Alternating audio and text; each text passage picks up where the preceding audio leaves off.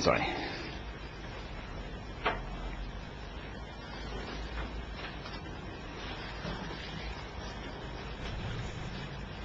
شكرا لكم في دبي. الآن لدينا مقابلة خاصة ولقاء خاص بالعربية بعد استصدار مثل هذه المذكرة التوقيف بحق الرئيس السوداني عمر البشير. وينضم إلينا الآن لوي مورينا أوكامبو المدعي العام للمحكمة الجنائية الدولية. Thank you, sir, for joining us, and millions of our viewers who would like to hear more from you. Okay.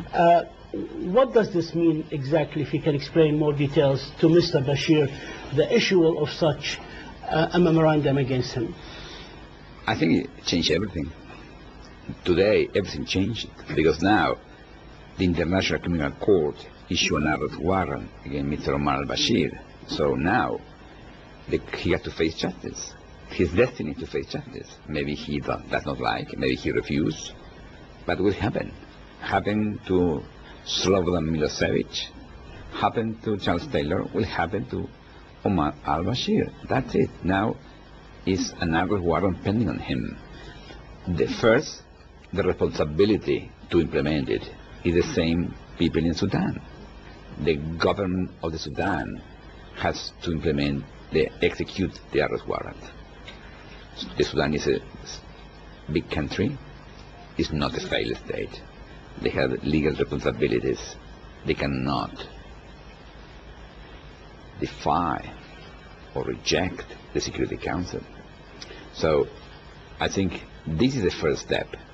If not, in the meantime, as soon Mr. Omar al-Bashir travels through the international airspace, we will arrest him. He can be arrested, and we will try to do it. So you're telling me Mr. Omar Bashir, the president of Sudan, will not be able to leave his country? I understand 30 countries in Africa are members.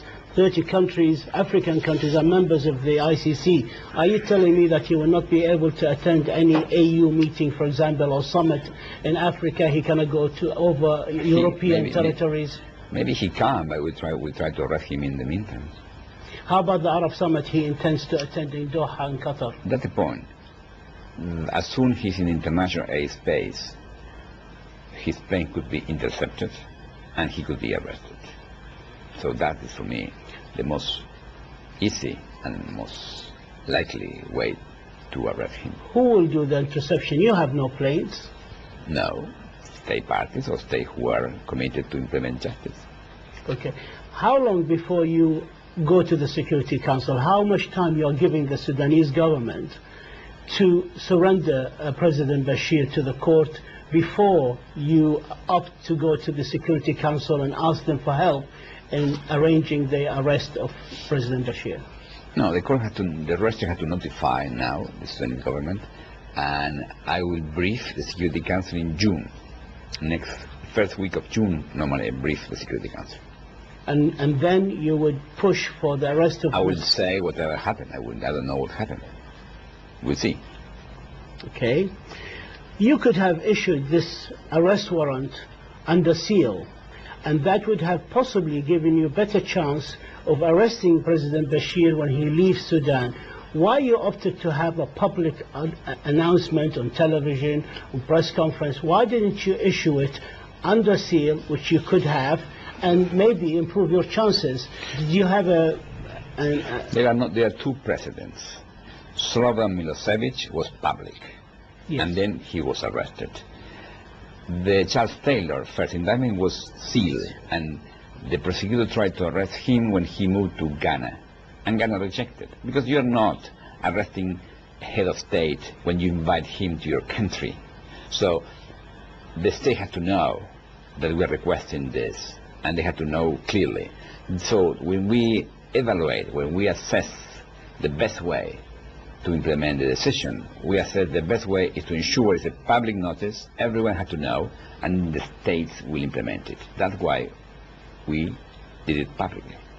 Okay. So we follow the Slobodan Milosevic case. But in fact, Charles Taylor was working after, when the issue became public. Then after a couple of years, he was arrested. So you cannot arrest a head of state as a normal criminal. No, has to be public notice, has to be clear process, and then one day he will be arrested. Is there a procedure of trial in absentia No, in the ICC? no, You have to have him here in person. yes. Okay. You will finish your job here in 2012. Yes. Correct? Do you really believe by 2012 Mr. Bashir will see his day in court within your term? That is the importance of the permanent International Criminal Court. Because if I cannot be in court with Mr. Omar al-Bashir, my successor will do it. And if not, his successor or her successor will do it. So we are a permanent court. We can wait for Mr. Omar al-Bashir. The victims cannot wait. It's not possible now that Omar al-Bashir keep the airplanes of Omar al-Bashir keep bombing civilians as they happened 3 weeks ago in Muharrejiyah. Or it's not possible that still women and girls in camps are raped. This is not possible. So I don't hear enough journalists and commentators talking about how to stop the crimes. They're talking about how to, Mr. Bashir, but what happened with the victims? So we have to give voice to the victims. They are suffering. This is judgment by it was referral by the Security Council 1593 in May of 2005. It was under Chapter 7. Yes. So this is under Chapter 7, is that correct? Yes, March 2003. March 2003, but it's under Chapter 7. 2005, yes. And hence this arrest warrant is under Chapter 7. The Security Council ordered this under Chapter 7. So it's a way in which the Security Council can impose its will on the country. That is the UN Charter, adopted after the Second World War. So yes. it's a reason. And then that's my point. The Sudanese government is an important country. Cannot ignore the law. Cannot ignore international law. Can you attain the arrest of Mr. Bashir by force or by another country? We are not requesting someone going to the Sudan, not at all. So the UN forces have no mandate, they cannot do it, that's very clear. And so inside the Sudan is the governor of Sudan who has to do it. As soon as he travels outside, it's a different story. Okay. You have the prerogative of adding genocide to the arrest warrant at a later stage. Yeah. Are you going to do that? We did not read yet the decision, so we know what you know. Yes. I know is it 2 votes against genocide, 1 vote apparently in favor. I don't know the reason, so I had to read. I don't know. We'll see. One option is to keep collecting more evidence. One option is to appeal the decision. We'll see. So you still have options of appealing or more collecting and add, but can you just add it yourself? No. I had to convince the judges first. You have to convince the judges, Yeah. okay. There are those who say that issuing an arrest warrant against a sitting president, which is the first time it happened in history, is really a regime change. What do you say to them? We're not talking about the regime. We're not talking about the government. We're talking about individuals. So this is about individual criminal responsibility of Mr. Omar al-Bashir. That's it. Simple. Al-Arabiya, a politician, well-known politician in Sudan, has been arrested because he demanded that Bashir is handed over the ICC if he's indicted. There will be a lot of turmoil in Sudan. How much that weigh on your head? All this disruption of the peace process, all the efforts that have been put for years by the United Nations, by many parties, to create peace in Darfur, all this will be under threat. How much this weigh into your head? What is a peace in Darfur?